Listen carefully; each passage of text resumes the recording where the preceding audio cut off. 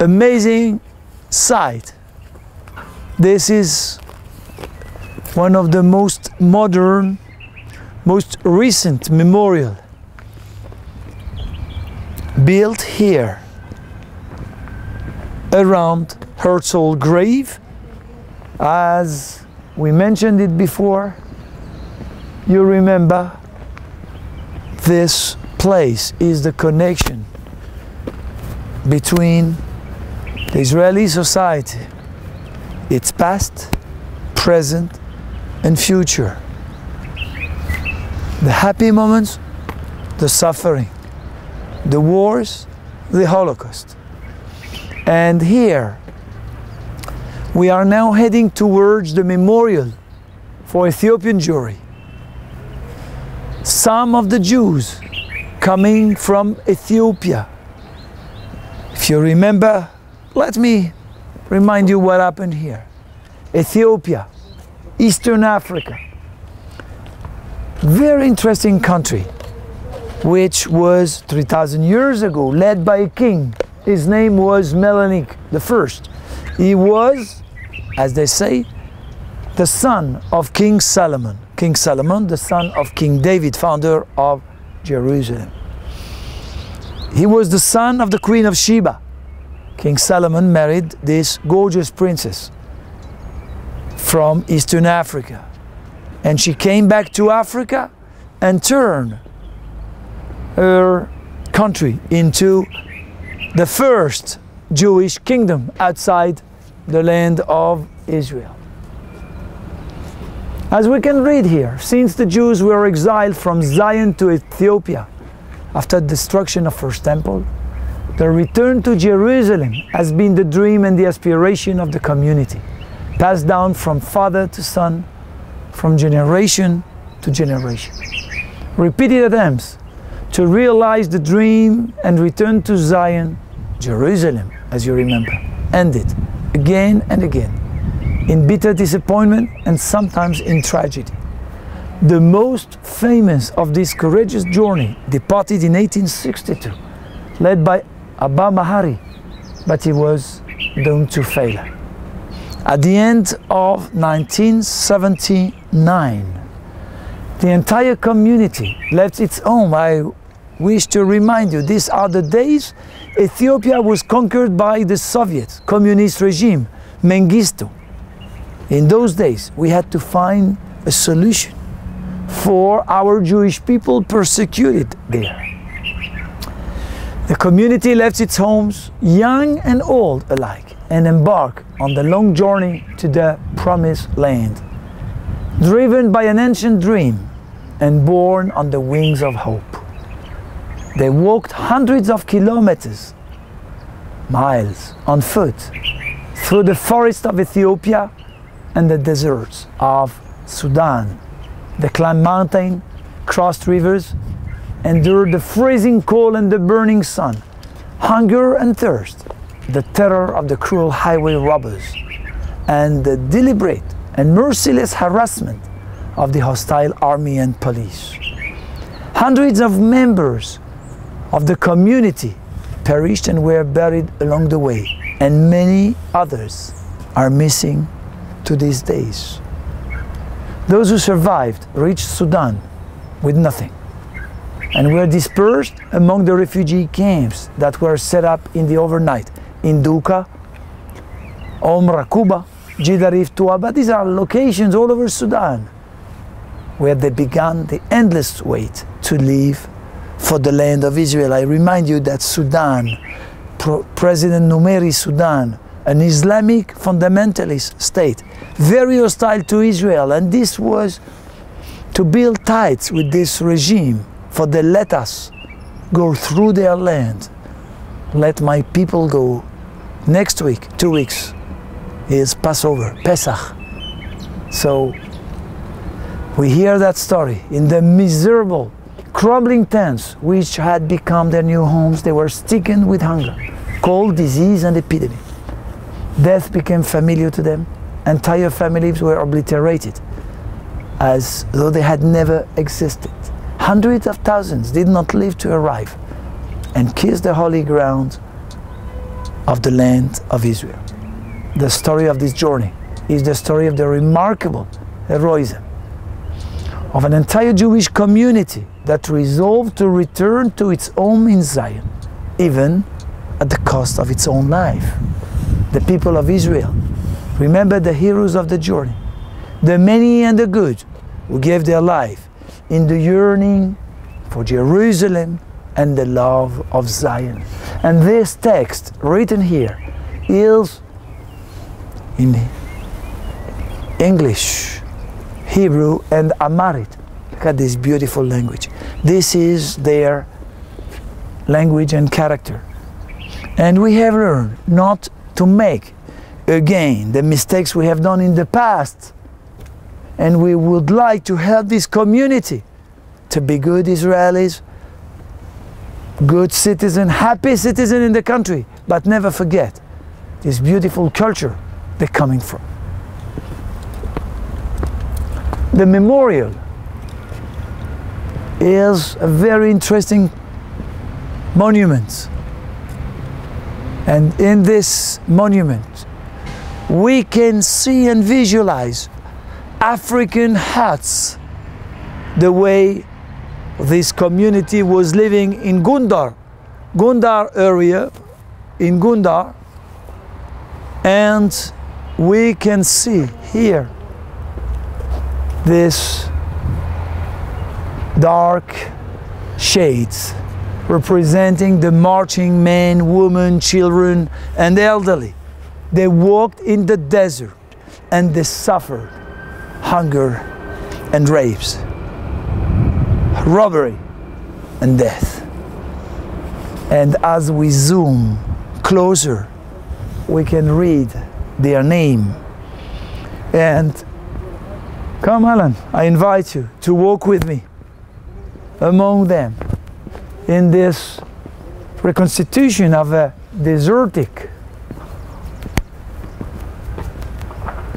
high, hundreds of names of African, Jewish people who lost their life for the sake of Zion, for only guilt having been Jewish. And here we can read the prophecy by Prophet Isaiah, chapter 11, verse 11.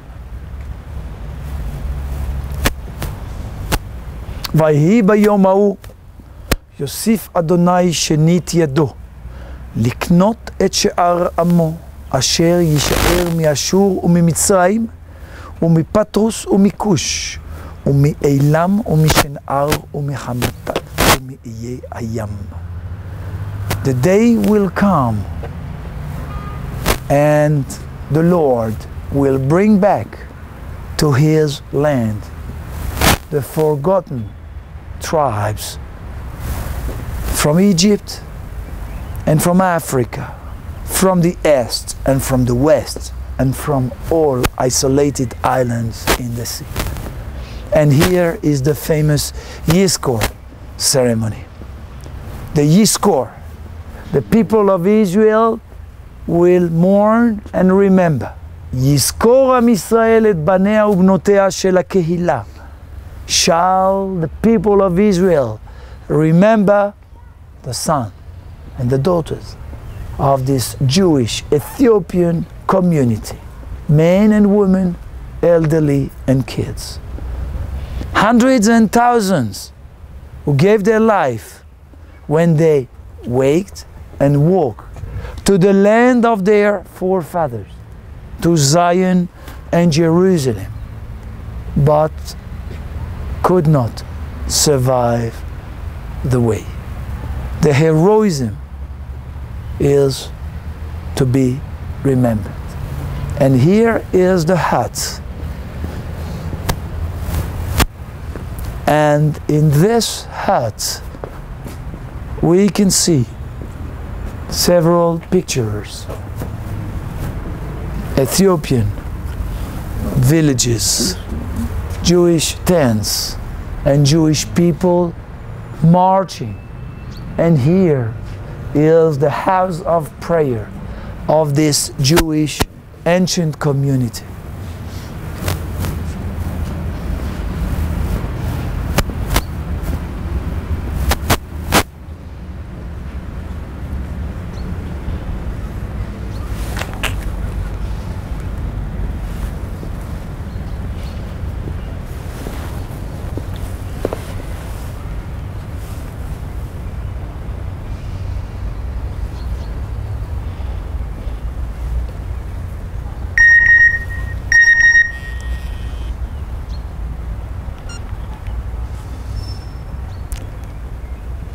We apologize for the noise as we are marching and walking in this path and unpaved spots. So I apologize for all of you suffering a bit from these disturbances.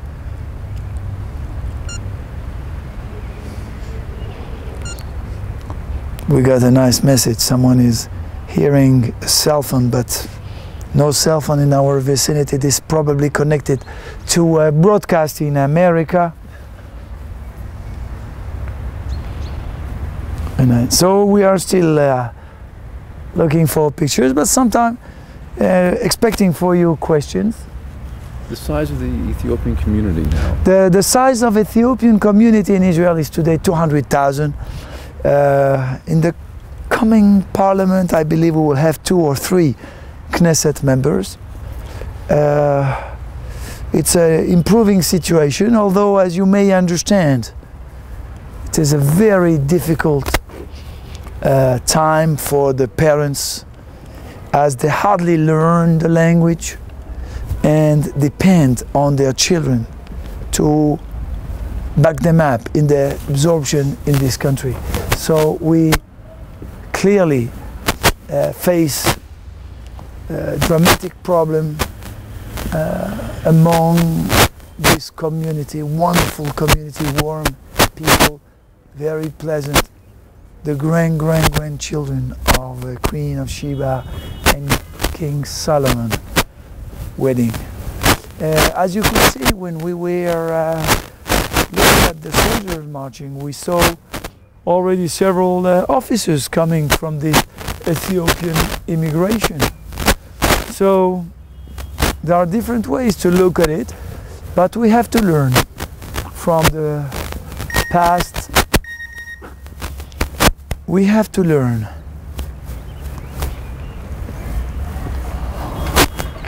We have to learn from the past and avoid some social economical problem which happened with other immigrations within the city, within the country.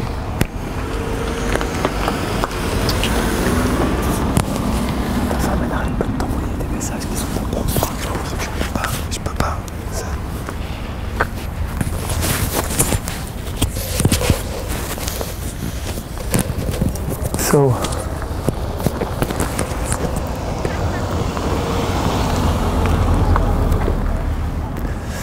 we are now moving to another area in the graveyard.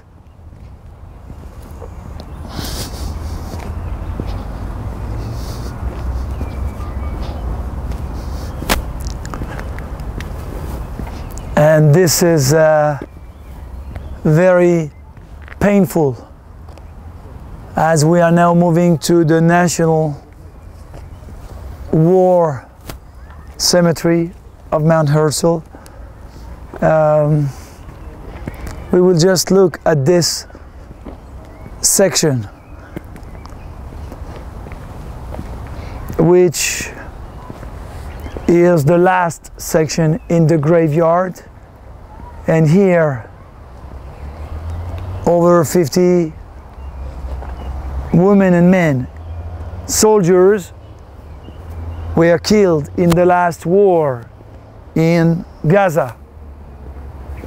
As you remember, when Hamas attacked Israel, and I would like to tell you more about each and every one, and I feel unfair Here is the grave of Gil Perez, whose brother and him, both of them, were killed. Each and every grave in this graveyard is similar. No matter, man, woman, a commander or private soldier. Shall it be the chief of staff or a young soldier who just enlisted yesterday, as everyone gave its own life. So they have given equally. The state of Israel, visioned by Herzl, could not exist if the people living in Israel are not ready to defend it. And we will light a candle for the sake. This is Gil Perez. We light a candle. As you know, the candle represents the human being. And we can see on the grave, all graves, same shape, a bed, and here a pillow. On the pillow we can see the emblem of Tzahal, IDF. This is a candle which will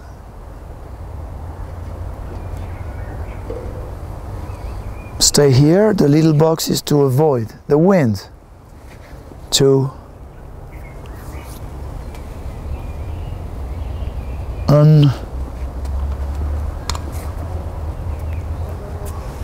yeah, we have it. And you see, here is the way, the name and the family, the name of the children, Miriam, and of the parents, sorry. His rank, he was a commander, born in Sinai, Sharm el-Sheikh, where the family was living, and he fell in combat in the Gaza Strip. This is the date. In this graveyard, the two brothers are buried, but as you may understand, we bury soldiers next to the other, right after the body is brought here to the graveyard. So we cannot put together brothers, friends. This is a good question.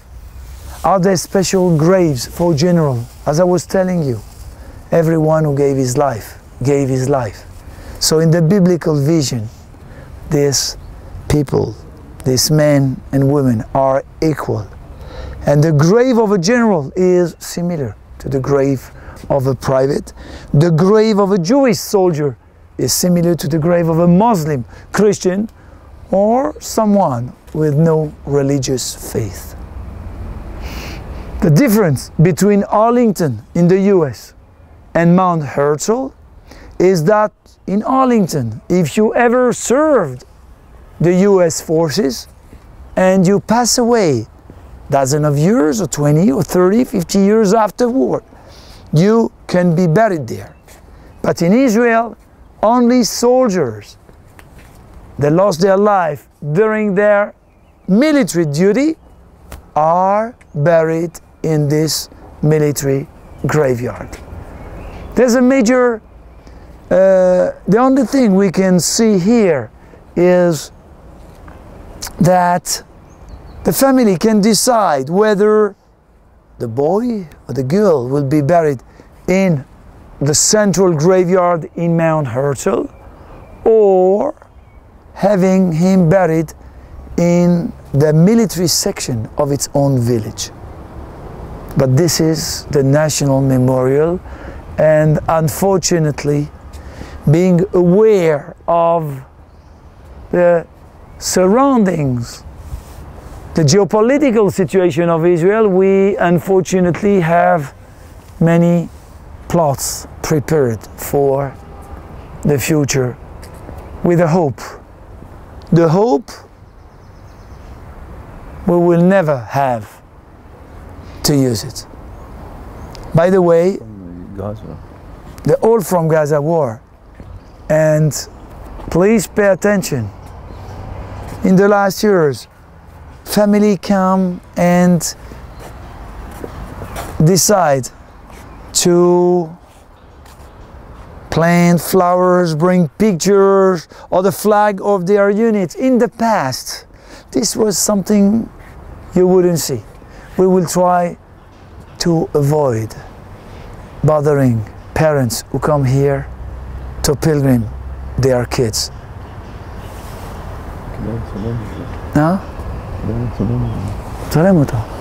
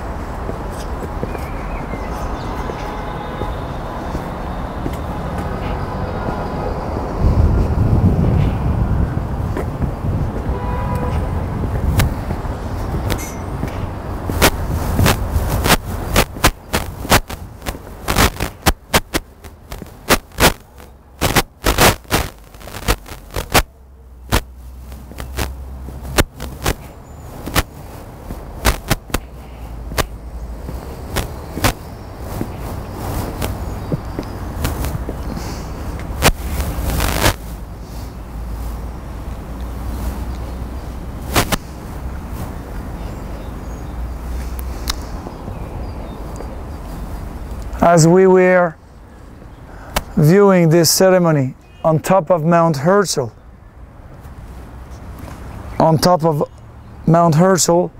we will notice here Hila. She was a lieutenant in the Israeli army. She was marching carrying the flag, and a metal bar killed her. Her mother is the person managing Mount Herzl Memorial. Another woman, Nofar, and here you probably all remember Max Steinberg. He came from Los Angeles, from the States, and he decided to volunteer for the Israeli army. He was not obliged to, a US citizen, but he said, this is my tribute to the Jewish nation, and he died few months ago, last June, and he was a lonely soldier with no parents. Lonely soldier with no parents in Israel.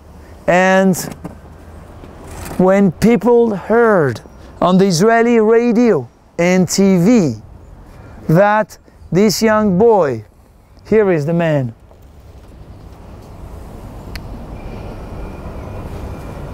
this young boy was killed and has no family in Israel, people came from all over Jerusalem, from all over the country. We remember 31,000 people coming to his funerals here.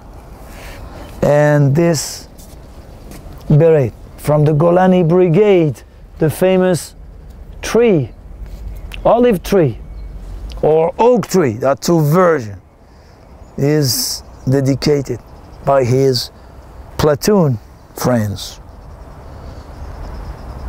in memory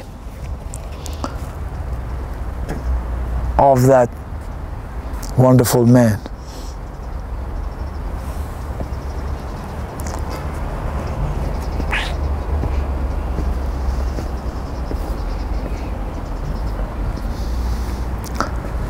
I remember Yoshua Chefetz, as Yoshua was trying to enlist the Navy SEALs, and he died during the training.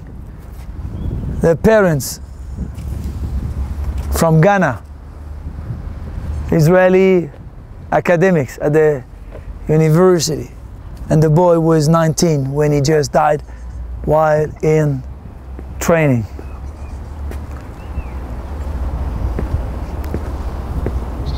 The day will come, we may come back to this place. You can view the older section here of the graveyard. This is from the War of Independence. In the time, people didn't have yet the desire to personalize the grave of the dear lost.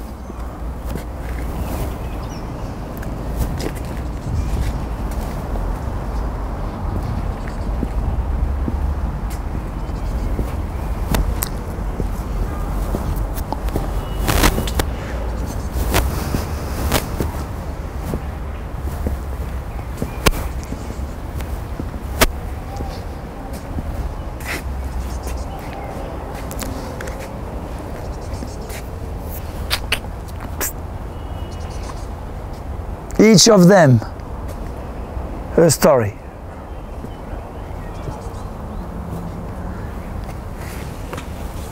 Emmanuel, the son of my dear friend Ilan, was the commander of the most secret unit in the Israeli army. He was a colonel when he was killed in Lebanon. What he has done for the state of Israel will never be published. And the parents and friends and schools were asking to destroy each and every picture of this man. The Secret Service, Israeli Secret Service, ordered them for 15 years not to show his face, for the enemy will never know who was that person. Here is a man, Benny, from the Israeli Secret Service. As you can see, rather than the IDF emblem, Magen velo yira'eh, will protect but not to be seen. And these are members of the internal Israeli Secret Service, our FBI.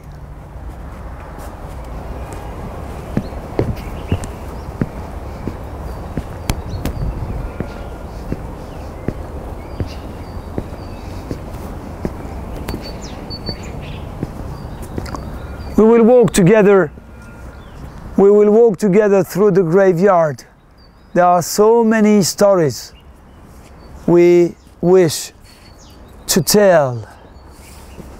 There are so many stories to wish to tell. Of course, I could tell you about Elkanah. Elkanah served in another secret unit, undercover unit, acting among Arab terrorists. They look Arab and they talk Arabic. They take very high risk so we can live here in peace. And this is the wreath laid by the commander of the unit last week. He was 21.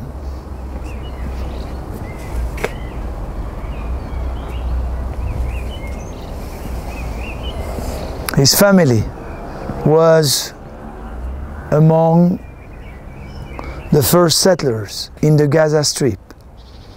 And the day came 10 years ago, almost 10 years ago, where Prime Minister Sharon decided they have to move. The world promised us that they will act to turn Gaza into a quiet place if Jewish settlers go away from this Palestinian area. And the Gobi family, Elkanah family, like each and every settler in the Gaza Strip, were moved away from that strip. Unfortunately, we did not face international pressure on Hamas to stop the warfare after we have left. 20 מטר, 20 מטר, 20 מטר מקסימום.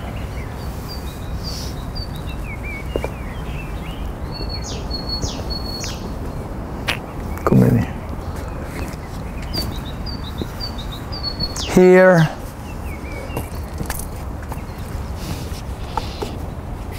you can see he belonged to the Israeli police combat force, which was connected to the IDF in Jerusalem area, the Komemi family, from the Kurdish immigration from Moshav Aminadav.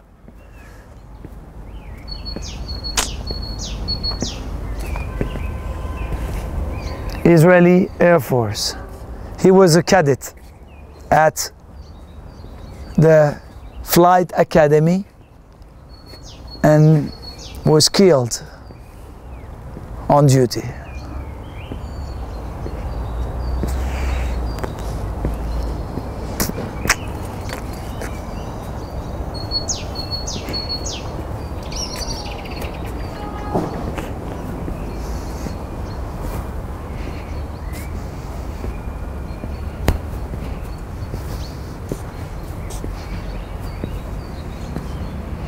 You can see in this area, as we understand, this graveyard is made of sections. Year after year after year, all of a sudden several Secret Service guys killed in the same operation or army war. We are walking through the graveyard and join the oldest section of this mountain.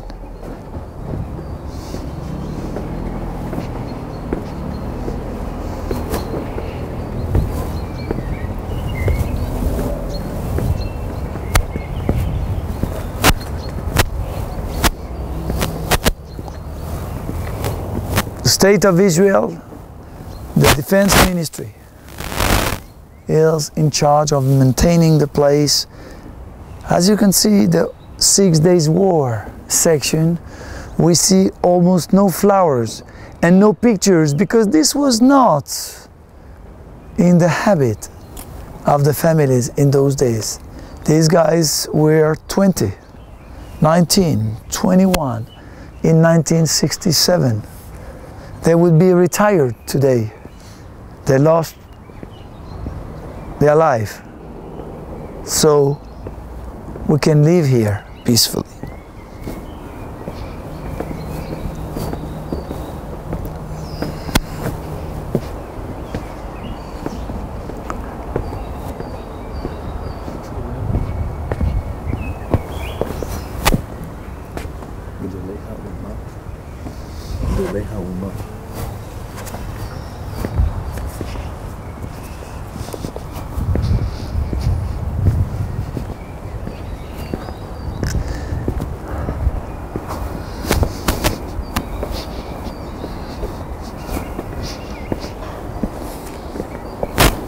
This huge section we are walking through is the Yom Kippur War. In October 1973, Israel faced a joint attack by Syria and Egypt. Our government in those days, Mrs. Golda Meir and Moshe Dayan, did not think we should bring reserve soldiers to the borders and protect the fence. They believed that this attack will not happen. The casualties were terrible. Over 2,700 young men and women killed in the very first days. Today, we don't take any risk. Israel is permanently on alert.